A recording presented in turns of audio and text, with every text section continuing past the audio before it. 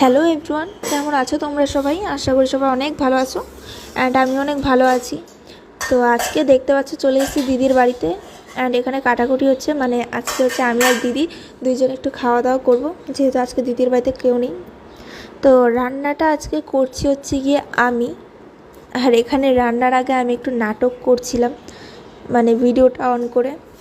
তো এখন আমরা হচ্ছে আলুটা ফার্স্টে ভেজে নিলাম, কড়াইয়ের মধ্যে আলুগুলো ভাজা হয়ে গেল, দেন ভেজে নিলাম চিকেনগুলো। তারপরে আমি এখানে নাচ করছিলাম, মানে গান চালিয়ে দিয়ে নাচ করছিলাম। তারপরে একের পর এক সব মশলাগুলো দিলাম, দিয়ে তারপরে কষালাম। দেন মশলাগুলো কষানো হয়ে গেলে চিকেনগুলো ঢেলে দিলাম। দেন তারপরে এখানে কিন্তু আমি গানও শুনছিলাম, ঠিক আছে? গান শুনতে শুনতে আমি এখানে হচ্ছে রান্না করছিলাম। এবার দিদি খুবই রিক্সে ছিল।